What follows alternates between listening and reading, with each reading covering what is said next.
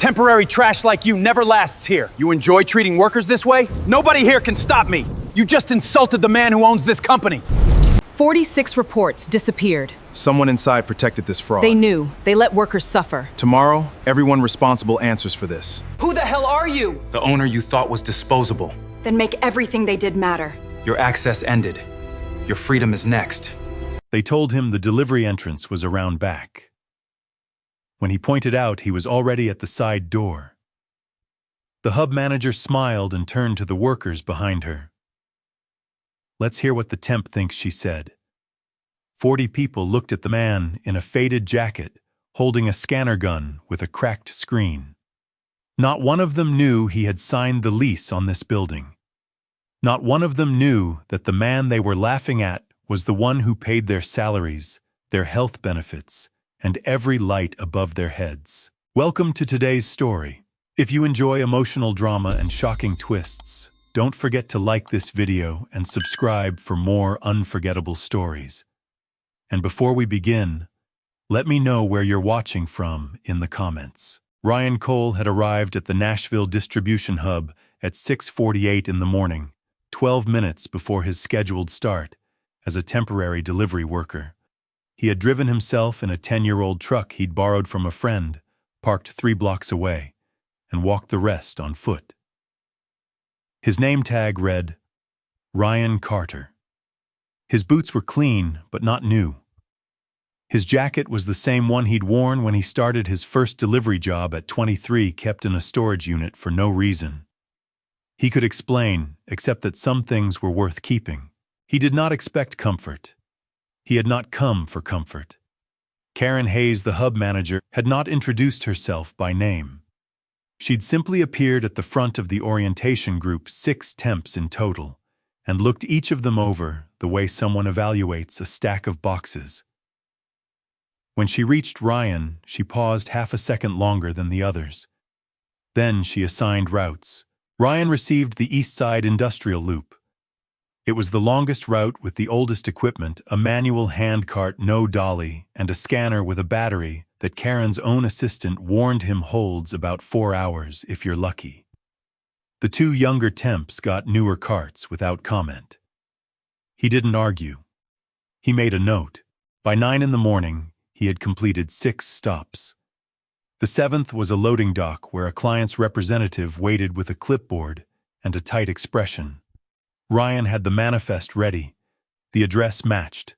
The timing matched. He handed over the package. Karen appeared from the corridor behind him before he could turn around.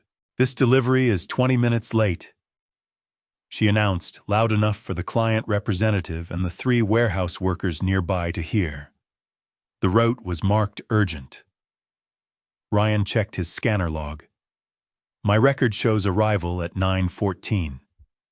The scheduled window was 9:15 to 9:30. That's not what I have."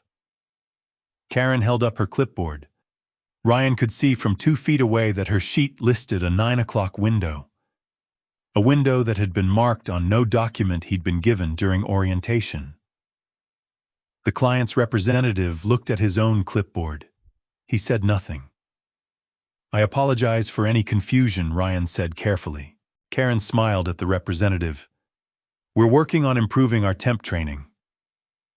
She made a note on her sheet, and Ryan understood that a write-up had just been created out of thin air. He also understood that arguing further would end his access to the building before he'd learned anything of use. He was walking back toward the hub entrance when a voice came from beside him. "Don't sign anything she hands you today." He turned. A woman stood near the side wall, a root clipboard in her hand. Her ID badge clipped at her collar. Lydia Banks, Senior Route Coordinator. She was watching Karen's retreating back with an expression that was not quite anger and not quite resignation, something that had lived between those 2 things long enough to become its own thing entirely. "Is that a standard recommendation?" Ryan asked. "Only for people she's already decided to dislike." Lydia looked at the cracked scanner in his hand. "Did they give you that at orientation?" "Yes." She reached into a canvas bag over her shoulder and handed him a small, rechargeable battery pack. It'll keep the scanner running for a full day. Keep it in your pocket. I can't take your equipment. It's mine, not the company's. My dad used to carry one when he drove freight. She held it out with no particular ceremony, the same way someone hands over a pen. I have a spare. Ryan took it. Thank you. The East Side Industrial Loop takes about 6.5 hours with that cart. If you want to make the last stop before the gate closes, skip your lunch break until the return. She said it without looking at him, already moving toward her own station. They won't tell you that in orientation. For the rest of the morning, Ryan worked. He made his deliveries, documented each time-stamped stop, and kept Karen's manufactured write-up in the back of his mind without letting it change his pace.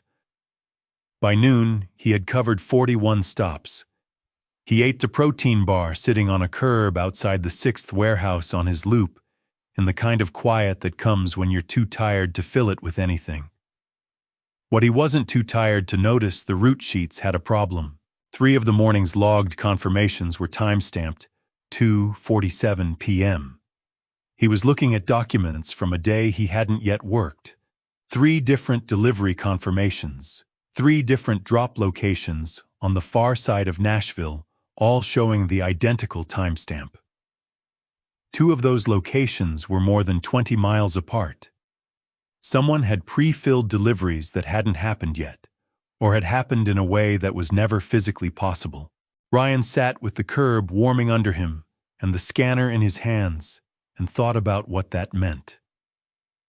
He photographed the screen. Then he put the scanner in his pocket, finished his protein bar, and went back to work. He had 11 more stops before the gate closed. That evening, in the small apartment he'd rented under his temp identity, he spread the photographs across the kitchen table and studied them for a long time. 3 confirmations. 3 impossible timestamps. 20 miles between locations that were supposedly visited at the same minute. Someone was logging deliveries that weren't made. Victor Strand arrived on a Thursday without notice in a black company SUV that pulled into the manager's parking space at 7 in the morning. Ryan learned about it the way the other temps learned about it from Dale Marsh, the floor supervisor, who came through the break room at 6:55 and told everyone with a temporary badge to be in the loading dock by start of shift and to stay there unless called. Regional VP is doing a walkthrough, Dale said. He didn't look at the temps when he said it. Visitors. Your background. Stay in back. Background people stay in back. Ryan filed that away next to the manufactured write-up from the day before. He spent the first hour of the morning moving boxes between the staging area and the loading dock, while through the metal shelving at the far wall, he could hear the sounds of the walkthrough progressing through the building. Voices, footsteps, Karen's particular laugh, the high, brief one she used for authority figures. A logistics vendor's representative, according to the orientation board Ryan had read on day 1, was touring the facility as part of a contract renewal evaluation. Victor's visit had been timed to coincide with it. Ryan lifted a box of printer supplies and set it on a pallet. He lifted another. He was careful not to stop moving, because stopping meant having a reason to be somewhere other than the dock. When the walkthrough reached the far corridor, he heard Victor's voice for the first time, low and confident with the cadence of someone who expected rooms to get quiet when he entered them. He was telling the vendor's representative about the hub's throughput numbers, impressive numbers, Ryan noted, because he recognized them as accurate. Victor had not inflated the metrics for the visit. He was smart enough to know that the client could verify those figures. He inflated other things instead. 20-year employee in Bay 4, Karen said, and Ryan could hear the tour group pause. We've got real institutional knowledge here. A pause. Naomi's one of our anchors. Ryan moved to the edge of the shelving, where he could see into the main floor through a gap. Naomi Parks was standing near her station. Her hands at her sides, a slight smile on her face that was careful and practiced. The kind of smile someone learns when they've been introduced to visitors for 20 years. Victor looked at her for exactly 2 seconds, said something Ryan couldn't hear, and moved on. On the wall above Naomi's station, there was a small framed certificate, the kind companies print to mark longevity milestones. 20 years. It was crooked. No one from the tour group looked at it. Ryan set down the box he was carrying, a hand on his arm. Don't. It was quiet, and when he turned, Lydia was beside him with a route manifest deliberately angled so that anyone watching would see a coordinator handing a document to a temp worker. If you step into that corridor while they're in it, Karen will use it as grounds to have your contract voided today. I wasn't going to say anything, Ryan said. You looked like you were. He said nothing. She was right. The tour lasts another 40 minutes, Lydia said, still keeping her voice low. After that, Victor's in the conference room with Karen until noon. Walk through numbers, contract renewal terms, and Karen's quarterly performance review, which she always passes with commendation, because the person reviewing it is the same person who set the metrics. How do you know the schedule? Because I've been here 4 years, and I've watched this happen 3 times. Lydia marked something on the manifest and handed it to him. It was a legitimate route document, his afternoon assignments. The handoff looked routine to anyone observing. Do your afternoon loop. Come back before 5. Why before 5? Because I want to ask you something. She walked back toward her station without waiting for a response. The afternoon loop took Ryan past the eastern edge of the city and back. He made 34 stops, documented each one, and kept his phone in his jacket pocket, taking periodic photographs of anything that looked wrong in the route logs. By the time he returned to the hub, the black SUV was gone, and the building was quieter in the particular way it got when a person who frightened other people had left. Lydia found him near the end of the dock, recharging the battery pack she'd lent him. You were photographing the route sheets again, she said. It wasn't a question. Ryan looked at her. You saw that? Yesterday and today. You've been doing it at every stop. She wasn't accusatory. She was studying him. The new temps don't usually care about documentation. Most of them are just trying not to get reassigned. I noticed some discrepancies. What kind? He showed her the photographs from the day before. The 3 confirmations with impossible timestamps. Lydia was quiet for a moment. I've seen those before. Not those specific ones. Different dates, different routes. I've filed reports about them. She paused.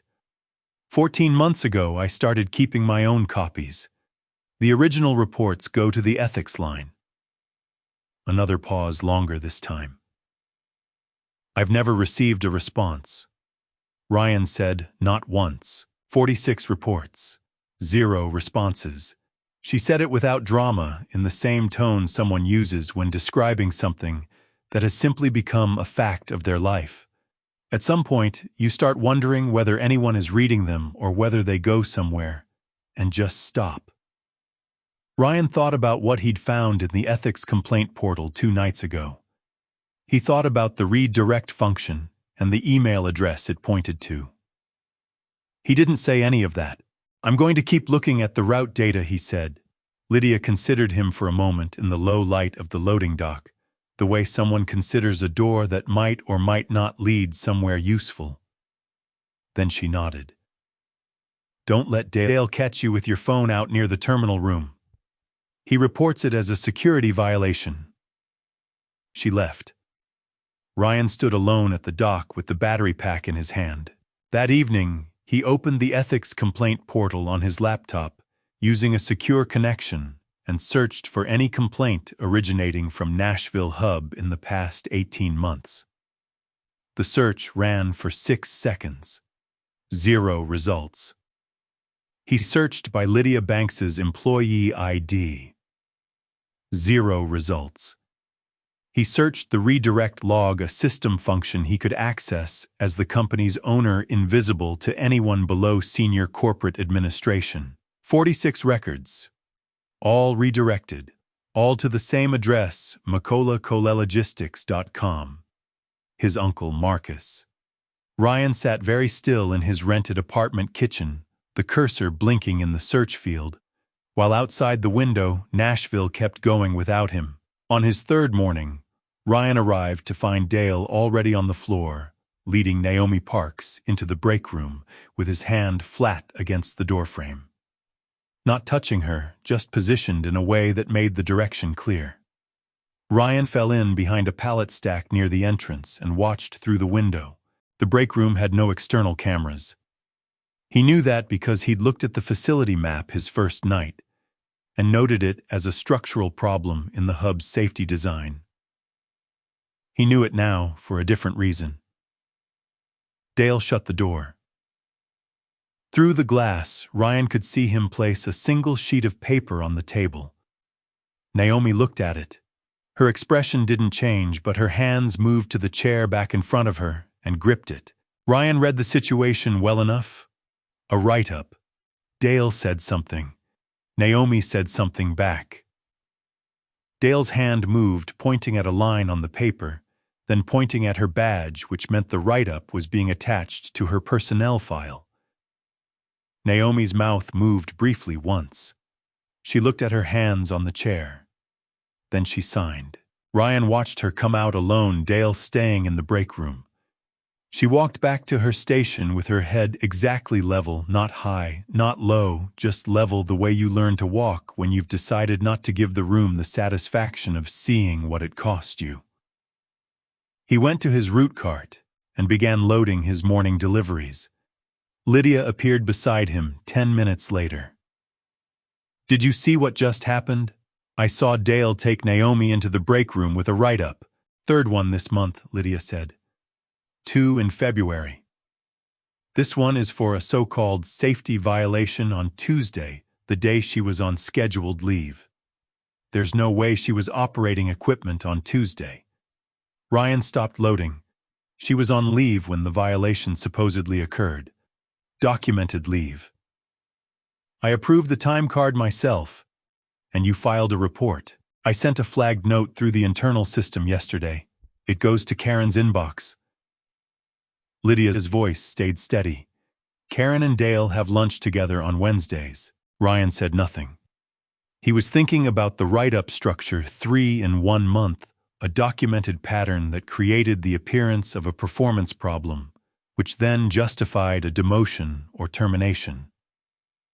An employee of 20 years, 2 years from standard retirement eligibility, being built out of a job through manufactured misconduct. The financial calculus was straightforward. If Naomi left before her eligibility date, her pension contribution was significantly reduced. He picked up an invoice sheet from the pallet beside him, standard intake documentation for incoming deliveries. The logo read, Summit Supply Solutions. He had seen it twice before on different pallets. He photographed it now with his phone casually in the motion of reaching for his cart handle. Summit Supply Solutions. He turned the name over. It wasn't in his list of approved vendors. He'd reviewed that list 8 days ago when he'd started planning this visit, the same way he'd reviewed the org chart, the regional financials, and the hub's last 4 safety audits. He would have remembered a vendor doing enough volume to appear on multiple pallets over 3 days. That evening, he called Elena Park on a burner phone she'd set up for the duration of the undercover period. She answered on the second ring. Summit Supply Solutions, he said. Delaware registration. Tell me what you find. He heard her typing. Give me a day. I'll pull the registration and any public filing I can access without triggering a formal subpoena. A pause. How are you doing in there? I'm doing the job. That's not what I asked. I know. He looked out the apartment window. They're manufacturing write-ups against a 62-year-old woman to push her out before her retirement date. I watched it happen this morning. Document it. Dates, names, what you witnessed. I'll add it to the package. I am documenting it. Ryan. Elena's voice was careful. I know you want to stop it now. But if you reveal yourself before the board meeting, Victor's team can argue you interfered with the operation of the hub and contaminate the evidence. We need the meeting. I know, he said again. He did know. Knowing didn't make it lighter. One more week, Elena said. Call me tomorrow. He disconnected and sat at the kitchen table with his documentation spread in front of him. Rote sheet photographs. Invoice photographs. The Naomi write-up timeline. The impossible timestamps. He arranged them in order and thought about how each piece connected to the next and what the structure meant when you looked at all of it together. His phone buzzed. A text from an unsaved number, a location, a time 9 p.m., a diner on Elm Street. The message ended with, I found something. Don't answer if this reaches you at work. He stared at it. The number wasn't one he knew. He looked at the metadata on the message. The area code was Nashville. He looked at the time of the send, 6:03 p.m. He looked at what he'd been doing at 6:03 p.m. He'd been in the hub parking lot. Lydia had been 20 feet away walking toward her car. He closed the text message and picked up the Summit Supply Solutions invoice photograph again. Then he put his jacket on and drove to the diner. Lydia was already there in a corner booth, a cup of coffee she wasn't drinking in front of her. She looked up when Ryan came in. I wasn't sure you'd come, she said. I almost didn't. He sat down. How did you get this number? You left your emergency contact form in the orientation folder. I'm a coordinator. I process those forms. She pushed a folded piece of paper across the table. This is what I found. He opened it. A printed page, a vendor intake form from the hub's internal system. Summit Supply Solutions. Contract start date 18 months ago. Monthly invoiced amount $14,000. Listed service logistics optimization consulting. Have you ever seen anyone from Summit Supply Solutions at the hub, he asked. No, not once. No consultant visits, no service reports, no deliverables. Lydia wrapped both hands around her coffee cup.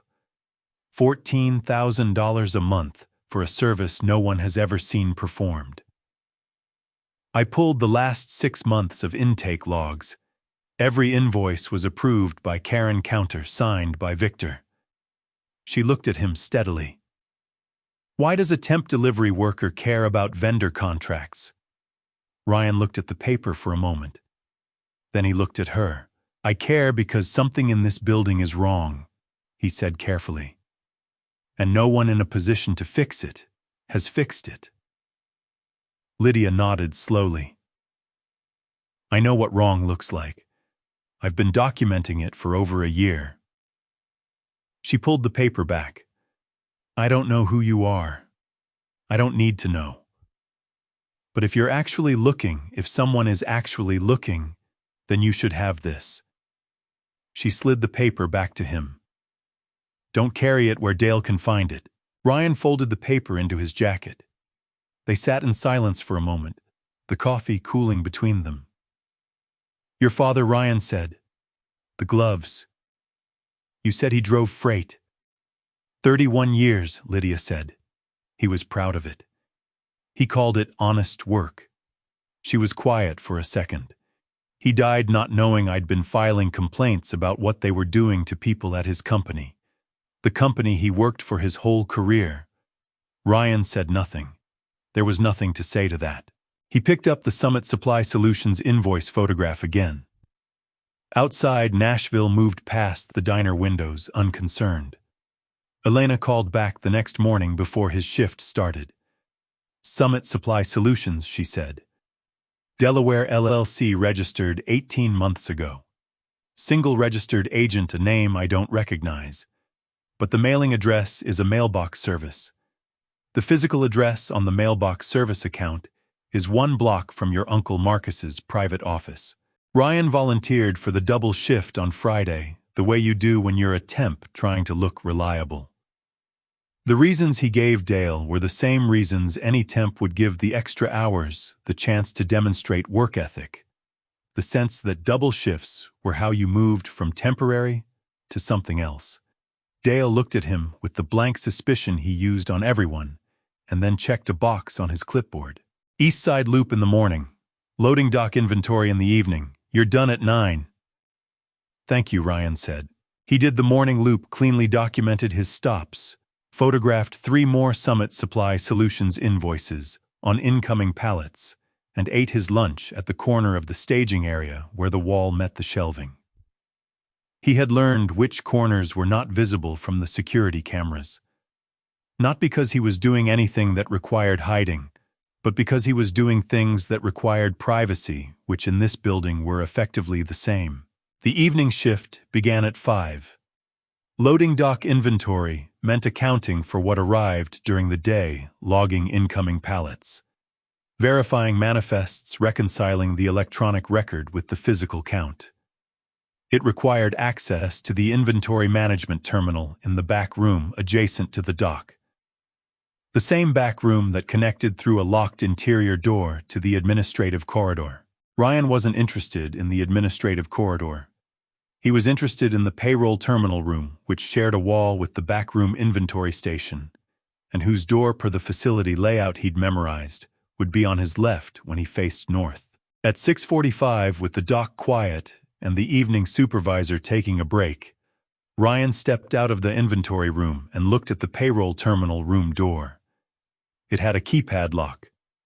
He looked at the keypad for a moment, then typed in the company's standard administrative reset code, a code that corporate policy required to be uniform across all regional facilities for emergency access, a policy he had implemented himself 4 years ago. The door opened.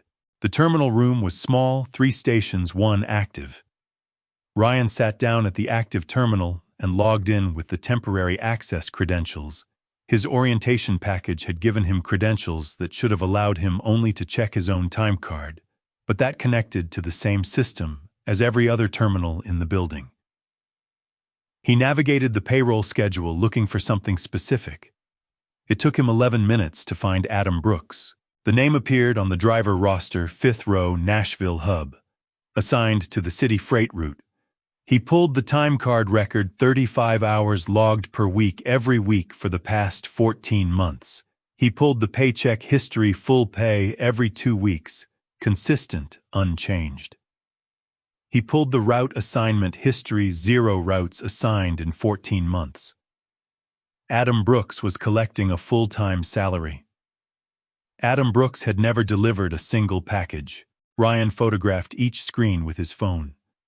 He opened the payroll deposit records for Adam Brooks and traced the account number. The account was registered in Tennessee under a name he didn't recognize, A. Brooks, LLC. He noted the account number and photographed the screen. He was logging out when the door opened. Victor Strand stood in the frame with his jacket on, and his expression set to the particular coldness of a person who has already decided what the next 30 seconds will look like. Karen was behind him, half a step. "This door was locked," Victor said. Ryan stood. The reset code worked. "I thought it was the inventory room." "You thought wrong." Victor stepped into the room. "Who authorized you to access this terminal? I have temp access credentials." "Temp credentials are for time card review." Victor's voice had not risen. It didn't need to. "What were you looking at?" "Route schedule," Ryan said. It was partly true. He held Victor's look. Victor turned to Karen. "Call Dale." Then back to Ryan. "Empty your pockets." "I'm sorry, security protocol for unauthorized terminal access." "Empty your pockets." Victor moved to the terminal and looked at the screen. Ryan had logged out, but the cursor was still on the payroll section. Ryan set his phone on the desk beside the keyboard. He set the battery pack, his route cards, and his ID badge beside it. He did not set down the small external drive on which he'd backed up the photographs. He had transferred them 30 seconds before Victor walked in. Victor picked up the phone and scrolled through. He found the invoice photographs. He found the route sheet photographs. His expression did not change. "You've been photographing company documents. I photograph every stop confirmation. It's standard practice for route verification. The payroll terminal is not a stop confirmation." Victor looked at Karen. "Write up unauthorized terminal access, unauthorized device use in secure areas and insubordination." He set the phone down. "You'll receive a formal notice tomorrow morning, pending review." He turned to leave. Ryan said, "Is there a process for reviewing write-ups?" Victor stopped, turned, looked at Ryan the way someone looks at a piece of furniture that has spoken. "You're a temp delivery worker," Victor said. "The process is that you receive the write-up, you sign it, and if you don't like it, you don't return." He glanced toward the door. "In the future, stay in the areas appropriate to your position." He walked out. Karen followed. Ryan stood alone in the terminal room for a moment. He picked up the phone and put it back in his pocket. He picked up the route cards and the battery pack and the ID badge. He thought about the external drive in the inside pocket of his jacket, which Victor had not asked about. He walked back to the inventory station and finished logging the dock count. At 9 o'clock, he clocked out and walked to his truck 3 blocks away. He drove to the apartment and sat at the kitchen table and wrote down everything he had seen in the terminal room in the order he had seen it, with the timestamps from his phone. Then he transferred the photographs from the external drive to an encrypted cloud account that Elena had set up before he started the assignment. Adam Brooks, 14 months. Salary to A. Brooks, LLC. Account number. He sent everything to Elena's secure line. While he was waiting for her confirmation receipt, he heard his phone buzz. A text from Victor's number had been forwarded to his work identity through the hub's messaging system, a forward that went to all supervisory staff, which apparently now included the process of terminating his contract. To KHDM, if the temp files a complaint about tonight, process immediate suspension. Make sure he doesn't stay through the weekend. Ryan looked at the message for a long time. Then he set the phone face down and looked out the window at the Nashville skyline, which was indifferent and bright and completely uninvolved in any of this. The new hire training session was held on the hub floor, visible to everyone working nearby. That was by design, Ryan had come to understand. Everything Dale Marsh did for an audience was by design. Dale had 6 new warehouse temps lined up in a row facing a pallet stack, and he was demonstrating proper load-bearing technique with the methodical confidence of someone who had done this many times. He asked for a volunteer to hold the demonstration load. When no one moved quickly enough, his eyes found Ryan. "You," Dale said. "Carter, get up here." Ryan walked forward and positioned himself beside the pallet stack. Dale handed him a box, heavy approximately 40 pounds, awkwardly distributed toward one end. "Hold it how you were trained," Dale said. Ryan adjusted his grip, distributing the weight across both forearms, knees slightly bent. It was correct form. He knew it was correct because he had spent 3 weeks doing exactly this work when he was 23 and had gone home with his back aching every night. Dale looked at the trainees. What is he doing wrong? The trainees looked at each other. Dale reached out and adjusted nothing in Ryan's stance. Instead, he pushed the bottom of the box sideways sharply without warning. The shift of weight was sudden and significant. Ryan caught the box before it fell, but the recovery cost him his balance for a half-second, and in that half-second, Dale said, "See that no-core stability? Lazy posture." He turned to the trainees. "This is what minimum effort looks like. Remember it." A trainee in the back row looked at the floor. Ryan reset the box on the pallet. He said nothing.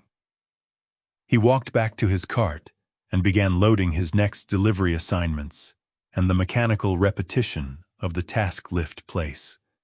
Secure move was the only thing he gave his attention to, because the alternative was thinking about Dale's face while he waited for Ryan to stumble, and he had learned in the past week that giving that kind of thing his full attention made it harder to make the choices he needed to make.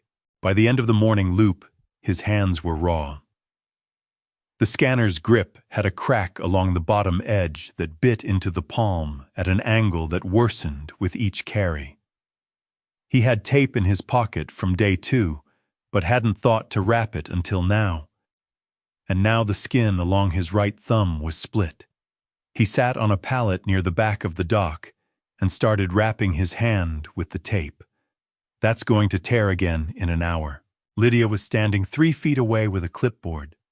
She looked at his hands, then at the tape, then went to her canvas bag, without asking his opinion. She came back with a pair of leather work gloves, worn soft through the knuckles, a small rip at the right pinky seam, the leather at the wrist, darker than the rest, from what had been years of handling. "These were my dad's," she said.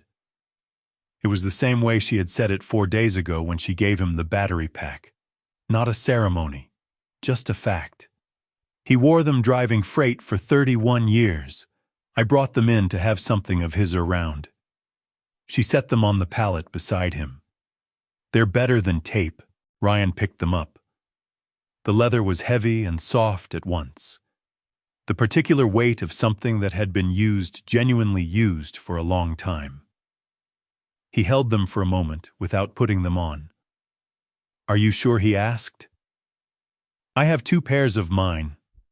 Those ones were just sitting in my bag."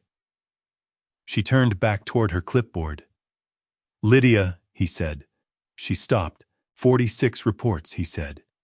In 14 months. What happens to you if you stop? If you just decide the system isn't going to listen and you stop sending them?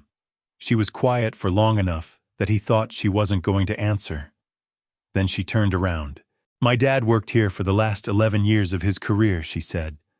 "Not this hub, the Memphis Distribution Center. Same company. He drove the longest routes, the ones no one else wanted, and he came home late and sore, and he never once complained. Not to me, not to anyone I know of." She was looking at a point somewhere past Ryan's shoulder, or maybe just at nothing. "He died 2 weeks after he retired. He had a pulmonary embolism. The doctor said it was likely related to years of sedentary driving posture without adequate break time." Her voice was flat and careful. "He didn't take breaks because the scheduling system didn't build them in, and taking unscheduled breaks in the old system was logged as a performance deficiency. He knew that. He complied." She looked at Ryan now. "So what happens if I stop, I don't know. But I know that if I stop, the thing I'm trying to stop becomes the thing that just keeps going. And I can't do that." She picked up her clipboard. "I can't do it." Ryan put on the gloves. They fit well enough. The leather settled around his hands with the ease of something shaped to a slightly different set of hands, but close enough to feel right. He flexed his fingers once. "I've been looking at the ethics complaint system," he said. "Not the front end, the routing log." She stopped moving. "I found something." He chose his words deliberately. "The complaints don't disappear. They get redirected. Every complaint from this hub in the past 14 months, all 46, ended up in the same inbox." He paused. "It's not the ethics team's inbox." Lydia's face did not change in any dramatic way. She looked at him for several seconds in the low afternoon light of the dock, the clipboard held still against her side. "Whose inbox?" she asked. "Someone with enough authority to make the redirects look like a system setting," Ryan said. "I'm still verifying the full chain, but you know I know." She breathed in once, so there was never a path through the ethics line. No. The word landed the way quiet things land, when they confirm something you've been afraid was true. True not with noise, but with weight. Then what do we do? She asked. Ryan looked at the gloves on his hands. We build the case a different way, he said, and we take it somewhere that can't be redirected. Lydia looked at him for a moment longer. Then she made a note on her clipboard, something real route-related, because she was still a route coordinator and there were still routes to coordinate. How much time do you need? A week? She nodded once and walked back toward the main floor. Ryan watched her go, the old leather gloves warm against his split palms, and thought about what it cost a person to keep filing reports into a system that was designed to swallow them, and how much it would cost her to trust one more time that someone in a position to do something might actually do it. That night after his shift, he sat at the kitchen table and searched the ethics complaint portal one more time. He searched not just for Nashville Hub, but for any complaints forwarded to Marcus Cole's email in the past 3 years. 211 records. 6 different regional hubs. All deleted. He sat with that for a long time. Then he photographed his screen and sent the file to Elena. She called within 15 minutes. Ryan, I found the Meridian Capital Group registration. Her voice was steady in the way it got when she'd found something significant. Marcus's holding company. They've received $28,000 in service fees from Summit Supply Solutions over the past 8 months. A pause. The fees are listed as advisory services, no deliverables specified. Ryan said nothing. Advisory services, she repeated. From a logistics consulting firm that doesn't exist, paying your uncle for advice he doesn't give. He stared at the kitchen table, at the gloves sitting beside his phone. Build the subpoena package, he said. We're going to the board meeting with everything. Elena called back the next morning at 5:45 before Ryan's shift. He answered on the first ring. I have the Meridian Capital Group full filing, she said. Registered in Virginia. 3 directors listed Marcus Cole, a name I don't recognize, and a third who is the registered agent for a holding company that also appears on the Summit Supply Solutions filing. She paused. These are the same people in a loop. Marcus is the only real person in it. Ryan was looking out his apartment window at the parking lot below, still dark. How did they structure the payments? Monthly service retainers from Summit Supply Solutions to Meridian. No contract on file, no work product, no deliverables. The retainer is described only as strategic consultation. The amounts vary slightly month to month, which is actually a classic structure to avoid pattern recognition in routine audits. Someone built this carefully, Victor Ryan said, almost certainly. He's the one who approved the Summit Supply Solutions invoices at the hub level, and he's the regional VP who would have had Marcus's contact through board channels. Elena's voice moved through the evidence the way it did when she was assembling an argument. What we now have, ghost employee, $180,000 per year, 14 months. Summit Supply Solutions, false invoicing, approximately $1.9 million over 3 years, based on the monthly rates I found. Meridian kickback payments, $28,000, confirmed, likely more. Ethics complaint interception, Marcus's email documented. And Naomi Parks's manufactured write-up timeline, which ties the cost reduction fraud to specific worker harm. Ryan said, Is it enough for the board meeting? With the forensic accountant's testimony and Lydia's affidavit, yes. Without those 2 things, a skilled defense attorney could argue anomalies and paper errors. With them, it's documented, it's connected, and it's cleanable. I'll have Lydia's documentation. She kept copies of everything she filed. I need her to sign an affidavit confirming she submitted the complaints and received no response. Can you get that without revealing who you are? Ryan thought about Lydia in the diner booth sliding the Summit Supply Solutions invoice across the table. He thought about her face when he told her the complaints had been redirected. "I'm going to need to tell her," he said. A pause. "The board meeting is 6 days out." "I know. If she reacts badly, she won't." He said it before he'd fully decided if it was true. Then he thought about her father's gloves on his hands. "She won't." Elena let it sit for a moment. "All right. But before you tell her anything, I need 2 more things from the hub. The payroll routing trace on Adam Brooks's account number and 1 more month of Summit Supply Solutions invoice records, so the accountant can establish a consistent billing pattern." "I'll get them. Ryan, be careful about the terminal room. If Victor is already suspicious of you after last night, he is. He sent a message to Karen and Dale about limiting my access." Ryan looked at his hands. The leather of the gloves had dried the splits on his palm better than the medical tape. "I'll find another way in." He disconnected and got ready for his shift. On the drive to the hub, his phone buzzed with a forwarded message from Elena's tracking system. She had set up an alert for any communication between Marcus Cole's email and Victor Strand's email that contained a set of flagged terms. The alert had triggered at 11:47 p.m. the previous night, from macolacolelegistics.com to vstrandocolelegistics.com. Someone at hub level is asking questions about vendor contracts and payroll. I'm hearing this through a third party, not through the system, which means it hasn't become formal yet. Handle it before the board meeting. I do not want this conversation to happen at the table.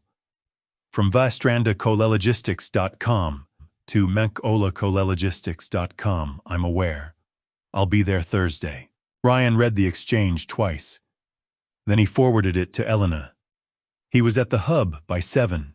He worked the morning loop without incident, said nothing to Lydia about what he'd found, and ate his lunch at the staging area corner where he always ate. He was thinking about the terminal room and the payroll routing trace, and whether there was a path to that data that didn't require accessing the terminal directly. At 2 in the afternoon, Jared Wells came to find him. Jared was Lydia's colleague, another route coordinator, 29 years old, the one who had the habit of looking away whenever Karen or Dale entered a room. Ryan had noticed him on day 1 and cataloged him as someone who had learned survival through invisibility. Not malicious, just afraid. "You're Carter," Jared said, standing near the pallet where Ryan was logging his afternoon route. "Yes." Jared looked around the dock. Lydia said he stopped. "Started again. I pulled something from the hub's internal payroll scheduler last week. Just as part of my route coordination work, the scheduler and the route assignment system overlap on the same dashboard." He set a folded piece of paper on the pallet. "I didn't know what I was looking at. But after Dale did what he did in the training session yesterday, and after what happened in the terminal room, I know what I'm looking at now." Ryan unfolded the paper. It was a printout of a payroll routing table, the system that mapped employee paychecks to bank account numbers. Adam Brooks. Route none. Status active. Account A. Brooks, LLC. Routing number, account number, bank, Tennessee. "Is this what you needed?" Jared asked. Ryan looked at the routing numbers. He looked at the account. He looked at Jared. "Yes," he said. "This is exactly what I needed." He photographed the paper and handed it back. "Keep the original somewhere safe. Not at work." Jared took the paper. He looked like a person who had done something he was not sure he would still think was a good idea by morning. "What's going to happen, I don't know exactly," Ryan said. "But whatever happens, the people who should face consequences for this will face them. Not you." Jared nodded without saying whether he believed it. He walked back to the coordination station, shoulders slightly lower than before, as if a small portion of a weight had shifted. That night, Ryan sent the account numbers to Elena. She confirmed within an hour the A. Brooks LLC account had been created by Victor Strand's personal attorney. The attorney was the same person listed as the registered agent for Summit Supply Solutions. The circle was complete. He called Elena back. "Thursday," he said. "Victor's coming to the hub Thursday." Marcus told him someone is asking questions. He thought for a moment. "Let him come. I want him in the building when I have everything." "That's aggressive," Elena said. "So is running a $2 million fraud in a company you don't own." She was quiet for a moment. "I'll have the forensic accountant ready for a Monday video call. Board meeting is at 9 a.m. I'll serve the civil discovery notice on Meridian Capital Monday morning, simultaneous with the board session." She paused. "Tell Lydia before Monday. She'll need time to process it." "I know," Ryan said. He looked at the gloves on the table beside his phone. He had 6 days to get everything right. Victor arrived at 10 on Thursday morning, and the building felt it before anyone saw him. The change moved through the hub the way pressure changes before a storm, not loud, just present. Workers at the loading dock straightened without being told. Karen appeared at the entrance in a blazer she hadn't worn on any other day Ryan had worked there. Dale was already on the floor by 8, which was 45 minutes earlier than usual, moving between stations and checking things that didn't need to be checked. Ryan carried boxes and watched. At 10:15, Victor walked in through the main entrance with a leather folder under his arm and no greeting for anyone. He went directly to the glass-walled conference room at the back of the main floor. Karen followed him in. The blinds closed. The floor stayed quiet for 40 minutes. When the conference room door opened, Victor came out onto the main floor and raised his voice enough to reach every station. "I need everyone on the floor for a brief meeting. Now." This means everyone, temps included. Ryan set down the box he was carrying and joined the loose assembly of workers gathering in the center of the main floor. 50 people. Warehouse workers, drivers, coordinators, dock staff, and the 6 temps who, like Ryan, had learned to stand slightly to the back of any group as a survival habit. Victor stood at the front of the assembly with no notes and no pleasantness. "I'm going to say this once," Victor began. "There are people in this building who have been spending time in areas and conversations that don't belong to them, asking questions that aren't their job, looking at records that aren't their responsibility." He let the silence sit for a moment. "I want to be very clear about what that looks like from where I stand. Instability. Liability. Exactly the kind of culture problem that leads to hub-level reviews, contract losses, and workforce reductions." No one spoke. Victor's eyes moved across the assembled workers in a slow sweep. His gaze reached Ryan and stopped. "I'm going to use someone as an example," Victor said. "Not because I'm singling out one person unfairly, but because this particular person has demonstrated in 1 week as a temporary employee every behavior I just described." He looked directly at Ryan. "Stand up straight." Ryan was already standing straight. He didn't move. "This is the kind of hire that reflects poorly on all of you," Victor continued, his voice carrying easily across the floor. "A temp who doesn't know the difference between his assigned duties and everyone else's business. Who accesses areas he was not given access to. Who asks questions designed to interfere with operations." He turned briefly to Karen. "Begin the termination process for this position effective this Friday." The room was very quiet. "This is what mediocre effort and poor judgment looks like when it enters a facility," Victor continued. "It wastes your time. It wastes my time. It creates documentation we shouldn't have to generate." He looked at the assembled workers. "This hub has strong numbers because the people with the right roles do their jobs well. The people who don't, a brief gesture toward Ryan, don't stay." He picked up his leather folder. "That's all." Lydia stepped forward. She hadn't been near Ryan in the assembly, and the fact that she was moving now was visible to everyone.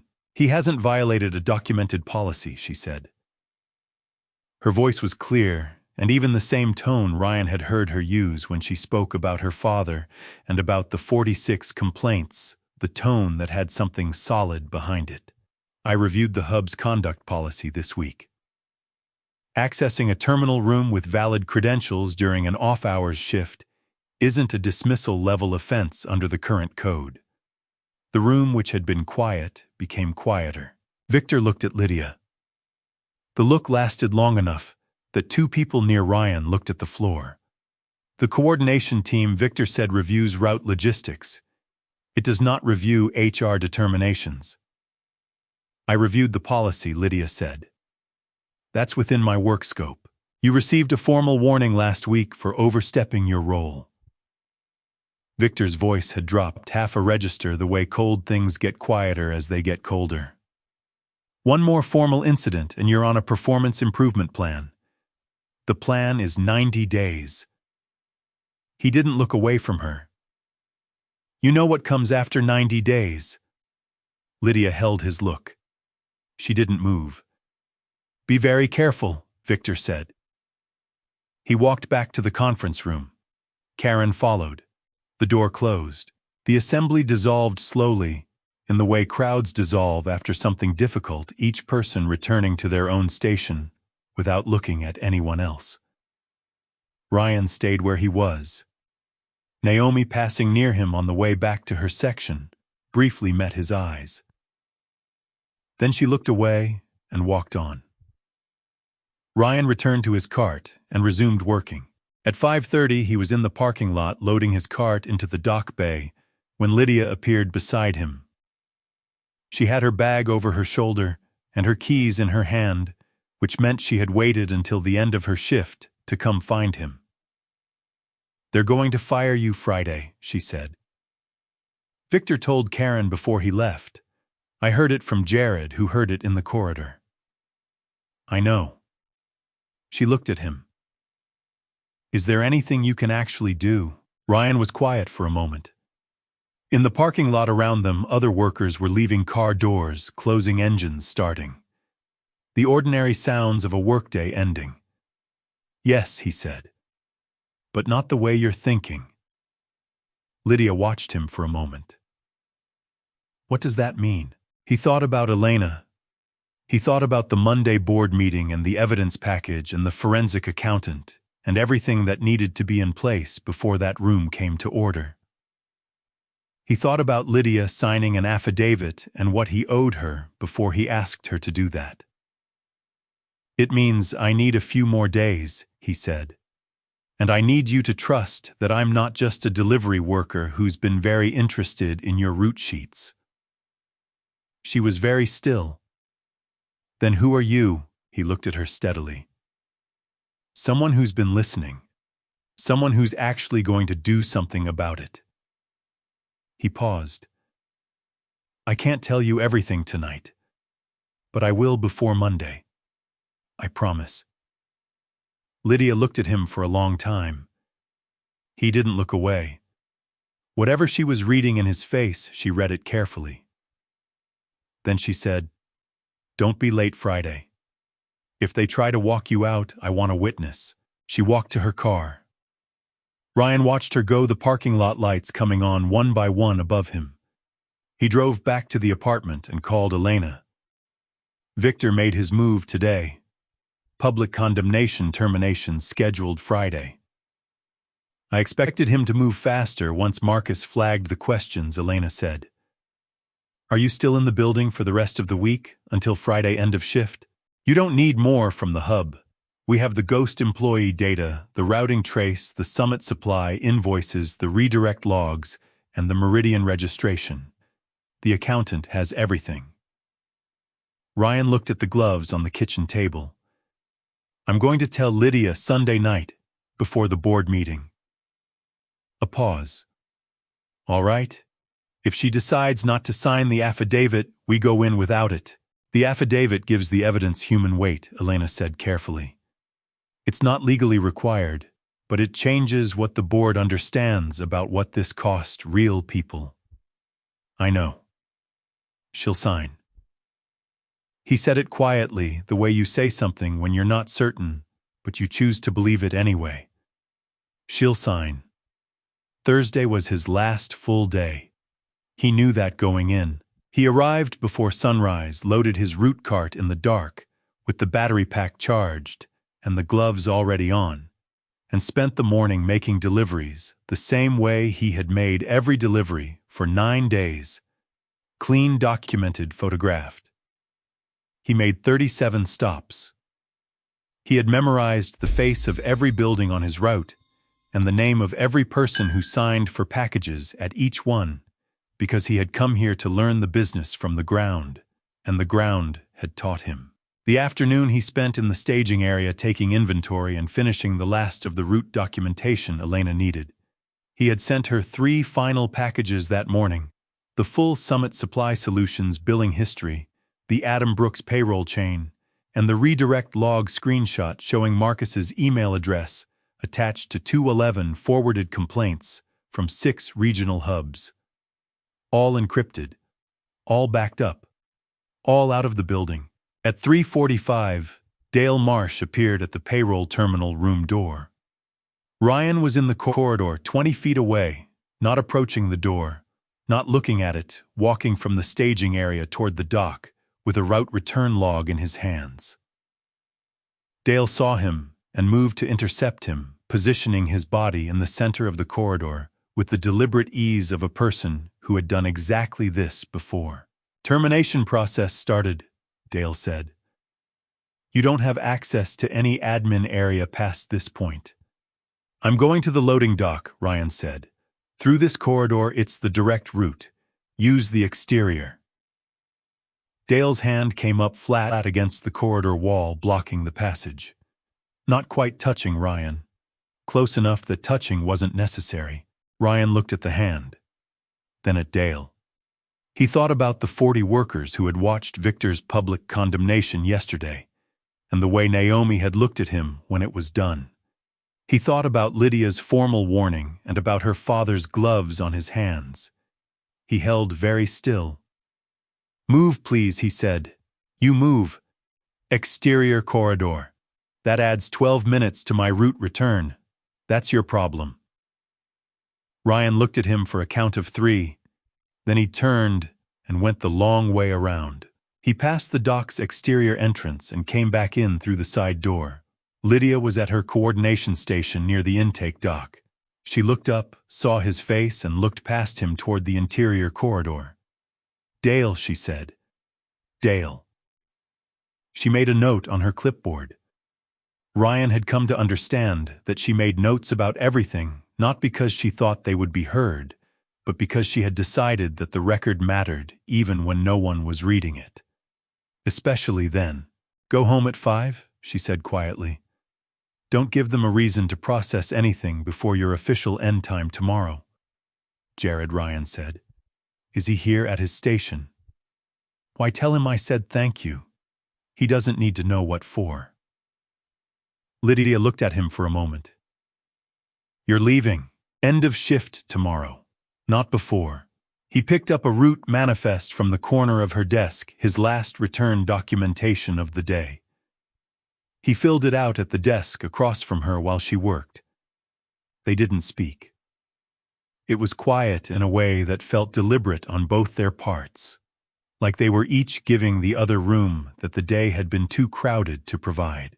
At 5 o'clock, Ryan clocked out.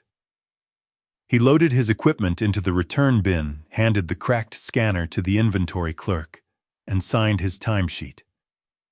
The inventory clerk looked at the gloves on Ryan's hands. Those aren't company issue, the clerk said. They're mine, Ryan said. I'm taking them home. He walked to his truck. He sat in the driver's seat for a moment without starting the engine, looking at the hub entrance through the windshield. The lights in the conference room were still on. Karen was still inside, and from the angle of the windows, he could see the shape of a second person, Victor, still in the building after his late departure. Still in the building, still running the operation that Ryan had just finished documenting in full. He started the engine. At the apartment, he called Elena. "Monday," he said. "Everything's in the cloud account. I'm ready." The forensic accountant confirmed she can testify by video. "I have the discovery notice ready to serve on Meridian concurrent with the board session. The board secretary has been notified that you'll be attending in person and will be bringing agenda material." Elena paused. "Victor's legal team filed something tonight." "What?" "A restraining order petition against Ryan Carter, temporary employee. They're alleging unauthorized access to company systems and theft of proprietary information." A pause. "They don't know your real name yet. They're using the temp identity." Ryan looked at the kitchen table, at the gloves beside his phone. "Can they serve it? They can try. But once we file the counter-motion showing that Ryan Carter is a documented alias for the company's owner who has the right to access any company system, the petition dissolves. The question is timing. When do they need to serve it? Technically, they have until 8 a.m. Monday to file before the board meeting begins at 9. If they serve it on a weekend, we have until Monday morning to file the counter-motion." Ryan did the math. "We need someone in Nashville who can sign the counter-motion affidavit by Sunday night. Your signature as the company owner is sufficient," Elena said. "But the affidavit establishing that Ryan Carter was working under your authority needs a corroborating witness. Someone who can attest to your identity and your presence at the hub." He already knew who that was. "I'll take care of it." "Ryan, I know. I'm telling her tonight." He looked at the gloves for a long moment. Then he picked up his phone and called Lydia's number. She answered on the third ring. "Are you safe?" she said. No greeting, just that. "Yes," he said. "I need to meet you tonight. The diner on Elm." He paused. "There's something I should have told you earlier. I'm going to tell you now." Silence on the line. He could hear the slight ambient sound of her apartment, whatever she was doing before the call. "All right," she said. "What time?" 9, he said. "I'll be there." Lydia was already in the booth when he arrived, the same corner, the same cup of coffee she wasn't drinking. She watched him cross the diner floor and said nothing until he sat down. He came in differently than he had last time. The jacket was the same, but he was holding himself differently, not the deliberately diminished posture of a temp worker who had learned to take up less space in rooms. He was just sitting the way someone sits when they're not managing how they appear. Lydia noticed. He could see her noticing. "You came without the scanner," she said. "I don't carry it outside the hub. You carry everything like it's part of a job, even when you're not working." She picked up the coffee. "Set it down." "Who are you?" He reached into his jacket and set his real ID card on the table between them. Not his phone, not a document, his actual company credential, the one he carried in a separate wallet he'd left in the apartment for 2 weeks. His name, his photograph, his title. Lydia looked at it. Her expression did not collapse or shift dramatically. It did the thing he had expected, which was the thing he'd been most afraid of. It went very still. "Ryan Cole," she said. "Yes." She picked up the card and looked at it for a long time. "CEO." A pause. "Sole owner." "Yes." "You own the hub." "I own the company that leases the hub." She set the card down precisely in the center of the table, the way you put down something you're no longer certain you should be holding. "How long?" she asked. 2 weeks. "I started the Monday before last. And before that, how long did you know about what was happening there?" He thought about how to answer. "I received a whistleblower complaint 4 weeks ago. Anonymous. I had reason to believe internal channels were compromised, so I came in person. You were right about the internal channels. She said it without satisfaction. Every complaint I filed went to your uncle's inbox. I know. I found the redirect log on my second night. She looked at him. Night 2. Yes, you've known since night 2 that the system was compromised. That every complaint I'd filed for 14 months had been deleted. She was still very still, her hands flat on the table. And you said nothing. I needed the evidence trail.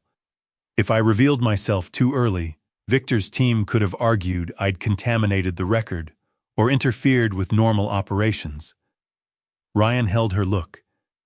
If I said something, I would have exposed the investigation, and Marcus would have had time to clean the evidence before the board meeting. I understand the legal argument, Lydia said quietly. I work with logistics systems. I understand chains of custody and the value of clean documentation. She paused. I'm asking you about the other part. The morning you watched Dale put Naomi in the break room, and she came out alone. The afternoon you sat on a pallet with your hands bleeding through the tape while I gave you my father's gloves. She was looking at the gloves on the seat beside him. He'd set them there when he sat down. Did any of that matter, or was it just useful to have someone on the floor who was already documenting things? The question landed and stayed. It mattered, he said. She waited. The conversation about your father, he said. The invoice you brought me in the diner. The morning you stood up in that meeting and told Victor he hadn't violated a documented policy. He paused. All of it mattered. None of it was useful in the way you're describing. She was quiet for a long time. Outside the diner's other tables were filling up and emptying. A couple near the window argued about something small and resolved it. The music from the kitchen was muffled country, low and familiar. What do you need from me? She finally asked.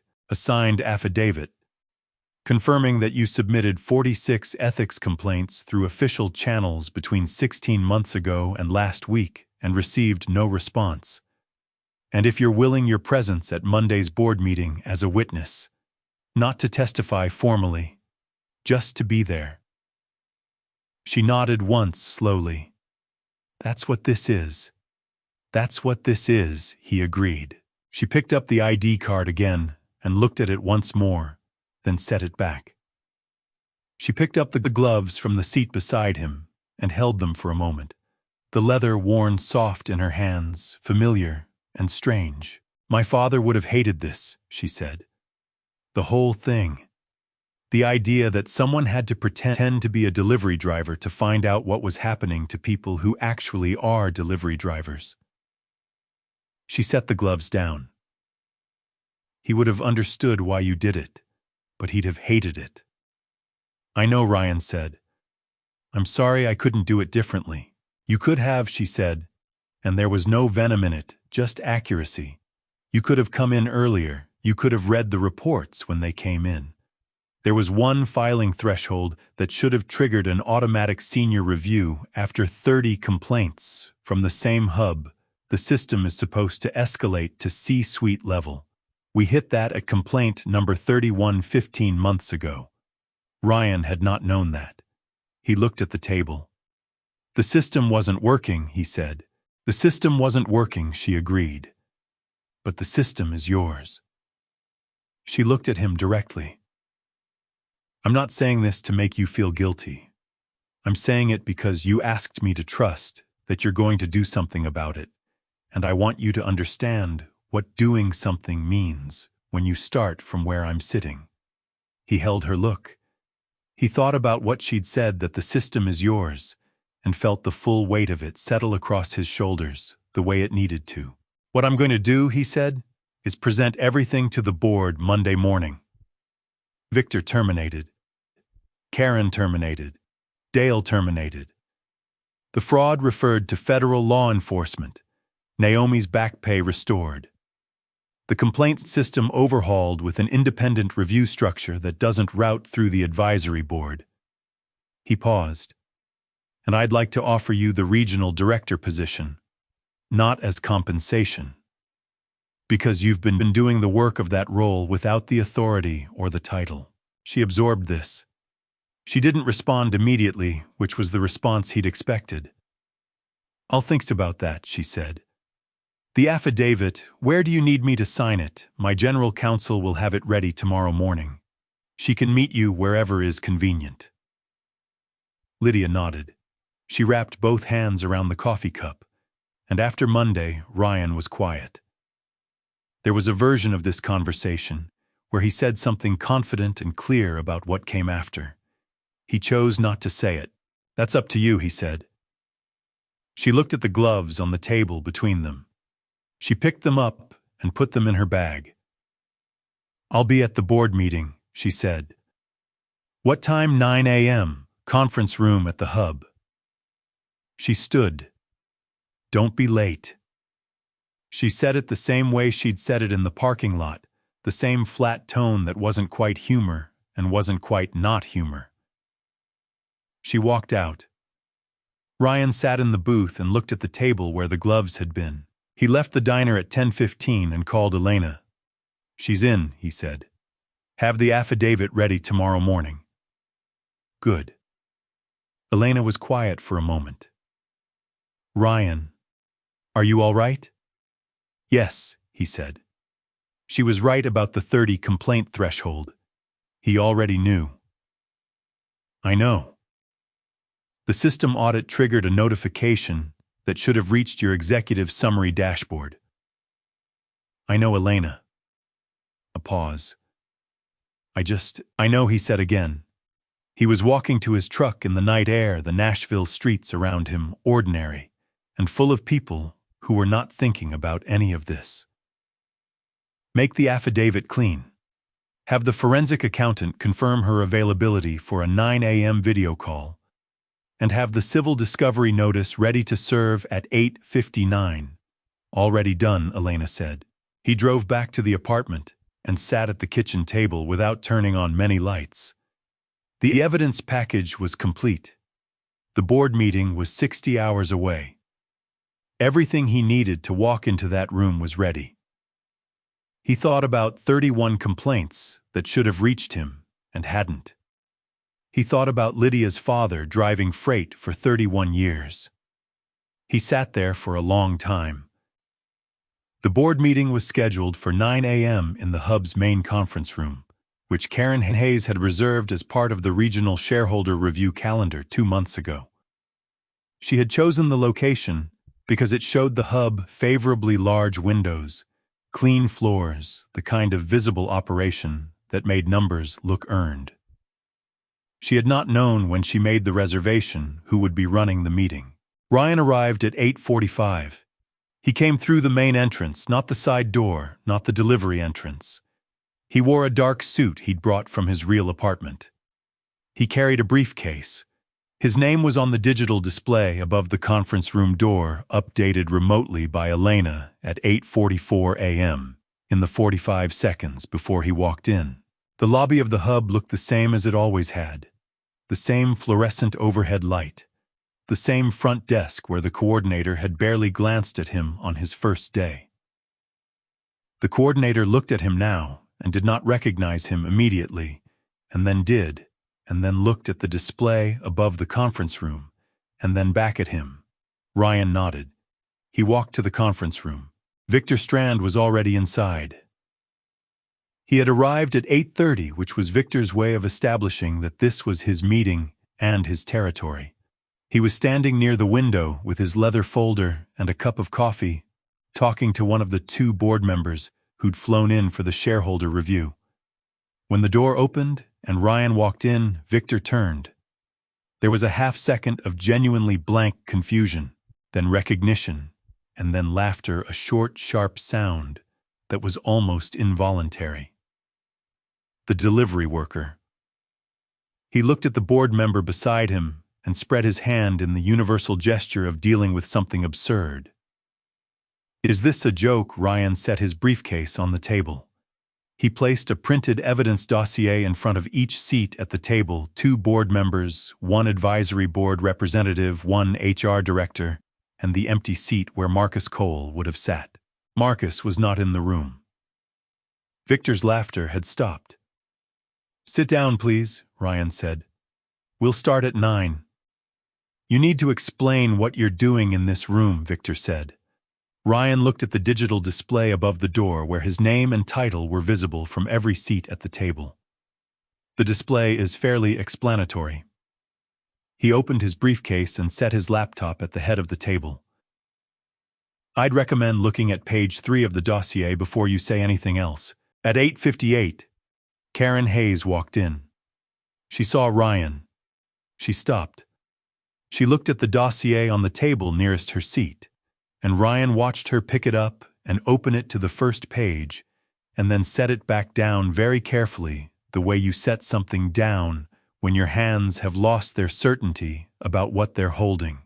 At 8:59, Elena Park's civil discovery notice was served electronically on Meridian Capital Group. At 8:59:30, Victor reached for his phone. Nothing happened. He tried again. His screen showed company system access suspended. He looked up. "Your system access was suspended at 8:59 a.m. pursuant to the board's emergency review authority," Ryan said, "which I exercised as sole owner at 8:58. He looked at Karen. Hers too. Karen was very still. At 9:00, Lydia Banks walked in. She had dressed as she always dressed, clean, practical, a lanyard with her coordinator badge still around her neck, out of habit. She took a seat against the wall near the window, not at the table, and set a manila folder on her knees. The 2 board members, one based in Atlanta, one in Charlotte, had been looking at the dossier since 8:50. One of them, Sarah Okafor, looked up. "Mr. Cole, I've reviewed the first 4 pages. I'd like to understand the full scope of what we're looking at before we begin." She said it with the steadiness of someone who had handled difficult things and intended to handle this one the same way. "That's why we're here," Ryan said. At 9:01, Elena joined via video conference. At 9:02, the forensic accountant's feed connected beside Elena's. Victor looked at the screen, then at the dossier, then at Ryan. "You were working in this building," he said, "for 2 weeks." "Yes. As a delivery worker." "Correct. While conducting what amounts to an internal investigation without disclosing your identity to site management." "I'm the owner," Ryan said. "I don't require site management's permission to investigate my own company." Victor's jaw tightened. He set his leather folder on the table. "I'm going to need to speak to legal counsel before you have that right," Ryan said. "The meeting will proceed with or without your participation." Page 3 outlines the Adams Brooks Ghost employee account. Page 7 covers the Summit Supply Solutions billing structure. Page 12 has the Meridian Capital Group registration and payment history. He paused. "You'll want to read page 12 before you decide whether to speak or not." Victor looked at the dossier. He opened it to page 12. Ryan watched Victor's face when he reached the section on Meridian Capital Group. The name, the registration, the payment amounts, the connection to the advisory board member who was not in this room.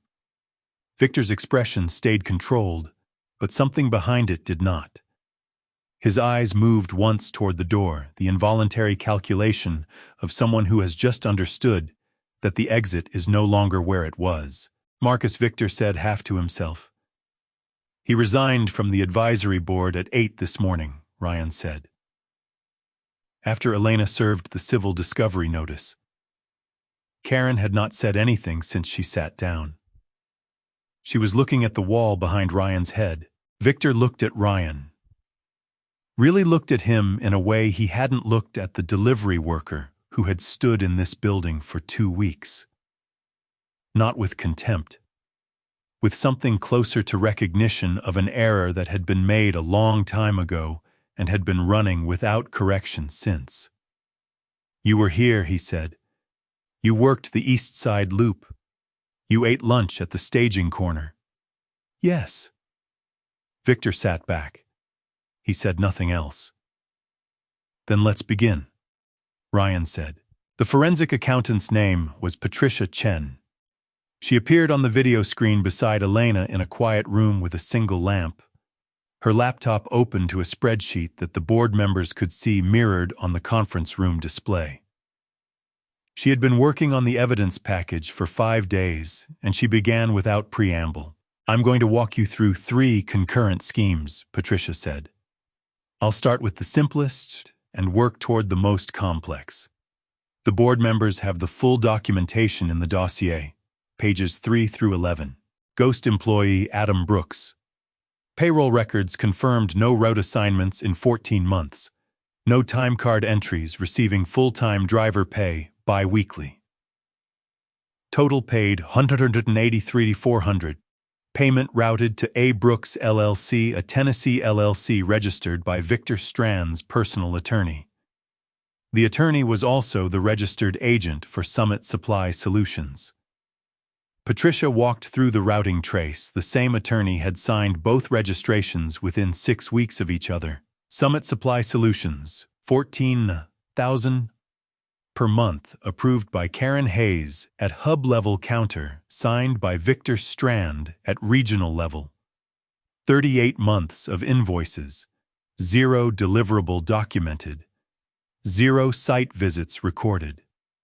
Total invoiced $196 million. Patricia displayed the invoice approval signatures side by side. The approval chain had never triggered a vendor verification audit because Victor, as regional VP, had the authority to authorize vendor contracts below $250,000 per annual threshold, and the annual amount of $168,000 per year fell deliberately below that number. The scheme had been designed to stay under the audit trigger. Meridian Capital Group, Marcus Cole's holding company. 8 months of service fee payments from Summit Supply Solutions, totaling $28,400. The payments were described on Meridian's books as strategic advisory no deliverables. The bank account used for the transfers was the same account Marcus had used for personal expenses on his company credit card. A single account moving between roles, personal corporate advisory kickback recipient. Patricia finished her portion in 41 minutes. The room was very quiet. Sarah Okafor looked at Victor. "Did you open these accounts?" Victor had his counsel's card in his hand, a defense attorney he had called during a brief recess that Ryan had allowed at the 30-minute mark. The attorney had arrived by phone, and Victor was communicating with him through text messages. At Sarah's question, Victor looked at his phone, then at Sarah. "I'm advised not to respond to specific operational questions at this time," he said. Sarah looked at Ryan. Ryan looked at the board. "The evidence is documented and independent of Mr. Strand's cooperation," he said. "We don't need his response to proceed." He turned to the second board member, Thomas Webb from Charlotte. "Thomas, do you have questions for the forensic accountant before we move to the remediation vote?" Thomas had been very still since Patricia finished. He was looking at the dossier. "I want to understand the ethics complaint interception." Page 14. This says 211 complaints across 6 hubs were redirected to Marcus Cole's email over a period of 3 years. "Correct," Ryan said. "And he deleted them?" "Yes." The deletion timestamps are on page 15, cross-referenced with the date stamps of the complaint's original submission. Thomas closed the dossier. He had the careful expression of someone who has been given information that requires him to rearrange something he thought he understood. How did this get past the executive review system? Ryan was quiet for a moment. It shouldn't have. There's a threshold in the complaint system at 30 complaints from any single facility. The system is supposed to generate an automatic escalation to executive level. He paused. He indicated her position against the wall, submitted her 31st complaint from this hub 15 months ago. That complaint should have triggered a notification that reached me. He held Thomas's look. It didn't. Because the read direct function intercepted it at the routing level before the escalation protocol could fire. That's a system vulnerability I was not aware of and am responsible for not identifying. Thomas nodded. He did not look away or minimize what Ryan had said. Ryan turned toward Lydia. Ms. Banks, would you be willing to read one paragraph from your documentation, anything you choose? Lydia opened her manila folder. She took out a single sheet, not printed, handwritten the way someone writes something they're not sure anyone will read. She cleared her throat. October 14th, she read. Day supervisor used a formal write-up to document a safety incident for an employee who was present, but not operating equipment. I requested to see the camera footage from Bay 3 for the relevant time period. I was told the footage was unavailable. I am filing this report as a record. I do not know if it will reach anyone. She paused. I'm filing it because it happened, and because someone should know. The room was quiet. That was the first one, Lydia said. 2 weeks after my father died. She closed the folder. I filed 45 more. Ryan looked at the board. We'll vote, he said. The vote was brief. Victor Strand terminated effective immediately case materials to be referred to federal law enforcement for investigation of potential wire fraud and corporate theft. Karen Hayes terminated referred to HR for documentation of unlawful pay practices affecting 14 documented workers. Dale Marsh terminated formal complaints from 3 workers forwarded to Tennessee Labor Enforcement. Marcus Cole Advisory Board position suspended pending resolution of the civil recovery action filed against Meridian Capital Group. Naomi Parks, the board authorized back pay restoration, an amount Ryan's team had calculated at $4,200 for docked wages to be issued within 30 days. And the Nashville Hub Worker Advisory Panel, which had been recommended in 2 separate internal reports and never formed, was to be established within 60 days. Victor left the conference room with his attorney on the phone, his leather folder tucked under his arm, his system access already gone. Karen followed without speaking. The 2 board members spoke quietly with Elena about the next steps in the federal referral process. Ryan walked to the window. The hub floor was visible below, workers moving between stations carts, running the ordinary motion of a workday that had kept going through all of this without knowing it was happening. He heard Lydia's footsteps behind him. The paragraph you read, he said. Which filing was that, the first one? October 14th. She stopped beside him at the window. 2 weeks after my father died. I'm sorry I wasn't reading them then. She was quiet for a moment. No. You're sorry you didn't know to. He turned to look at her. She was looking at the floor below the workers, the carts, the moving parts of a business that employed people who needed it to work the way it was supposed to work. The regional director position, he said. Think about it as long as you need to. I know, she said. They stood at the window together for a while, the board members' voices in the room behind them, the hub floor below them. Nashville somewhere beyond the windows, ordinary and ongoing and unchanged by anything that had just happened in this room and changed in the ways that mattered entirely. 3 months passed. Victor Strand was indicted on 2 federal counts of wire fraud in the last week of November. His attorney entered a not guilty plea. The trial date was set for 14 months out, and in the meantime Victor lived in the house he'd owned for 22 years in Brentwood, with a monitoring order and a federal case number attached to his name. Ryan did not follow the proceedings closely. He had people for that.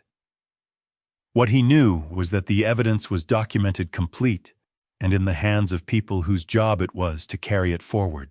Karen Hayes had resigned before her termination was finalized, which meant the paperwork went through with a different line at the top, and the record said resigned instead of terminated, and Ryan had not fought that, because the more important thing was that she was gone and was ineligible to hold a management role in any Coal Logistics Partners facility under the terms of the separation agreement.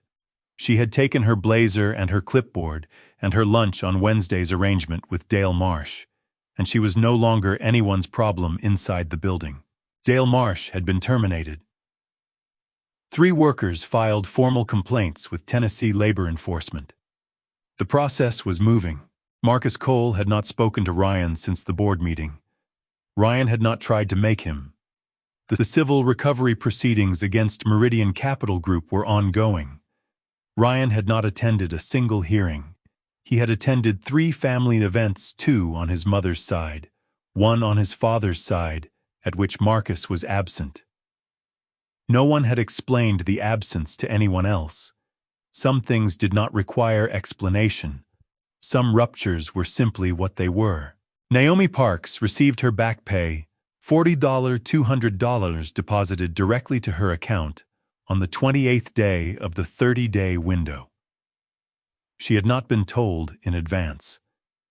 She found out from a bank notification while she was eating breakfast, and according to the hub's new floor lead coordinator, she had sat very still for approximately 2 minutes before going back to work.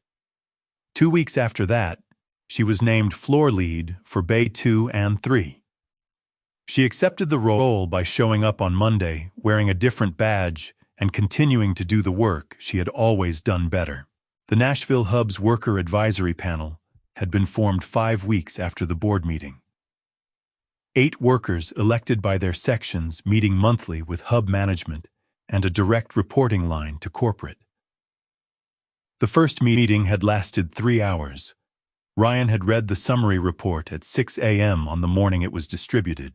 He was back in Nashville on the first Tuesday of December for the quarterly operational review. He'd flown in the night before and stayed in a hotel downtown. He'd driven himself to the Hub in the morning in a company car, a real one not borrowed from a friend. He arrived at 6. The sky was still dark. The morning crew was already in dock staff, early drivers, coordinators running route checks before the day began. The operational review wasn't scheduled until 9, which left 3 hours. He went to the equipment room. He picked up a handcart. He checked out a route manifest from the front desk, the early morning local delivery run. The short loop that came back before 8:30. The front desk coordinator looked at him. "Sir," the coordinator said. "I know," Ryan said. "I'll be back before 9. He ran the loop. 31 stops in the morning dark. He knew some of the buildings, now the faces of the early dock staff at the medical supply company on Fessler. The woman at the copy center who always signed before he'd finished setting the package down. He worked the same way he'd worked under the alias because there was no other way to do it. The cart was heavy, and the handcart grip was not quite right for his hands, and his shoulders knew it by the 6th stop. He was back at the Hub at 8:12. He returned the cart and the scanner and signed in for the operational review. He had 48 minutes. He went to the break room and made coffee, not for any particular reason, just because it was there and he hadn't eaten breakfast. He was carrying 2 cups out of the break room when Lydia appeared in the hallway. She was dressed differently than he'd last seen her business, casual, a lanyard with a new badge, Regional Director, printed above her name. She had taken the position 3 weeks after the board meeting, after the 2 weeks she said she needed to think. She was on her phone, talking, and she held up one finger in the universal gesture of 1 more minute. Ryan stood in the hallway with 2 cups of coffee and waited. She finished the call. She looked at him, at the coffee, at the work gloves tucked into the waistband of his slacks, at the faint signs of a morning delivery loop that someone who knew what that looked like would recognize. "You ran a route," she said. "The morning local." She took one of the cups without asking and held it. "How were the stops?" "Good. The medical supply dock on Fessler has a new receiving manager. She's fast. Lydia nodded. She held the coffee and looked at him in the hallway light, and whatever she was working through slowly, the way things do when they're real. The advisory panel met last week, she said. First item was brake scheduling. Turns out if you build the brakes into the route timing rather than treating them as interruptions, completion rates go up. She paused. My dad would have wanted to know that. Ryan said, Yeah. They stood in the hallway for a moment, the coffee warm between them. The review starts in 40 minutes, Lydia said. I know. She looked at the work gloves in his waistband. You should probably go clean up. Probably. He didn't move yet.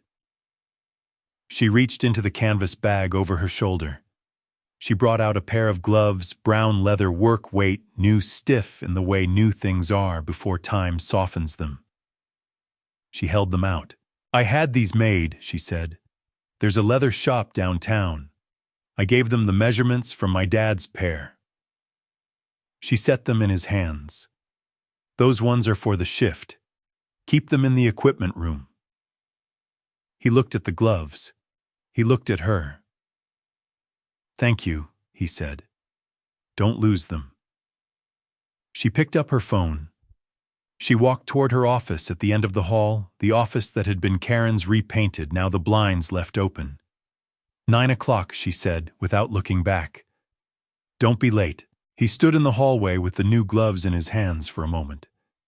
Then he went to the equipment room and left them on the peg marked Bay 1. He washed his hands. He put on his jacket. He walked to the conference room at 8:58. The hub floor was visible through the windows as the morning shift fully came online.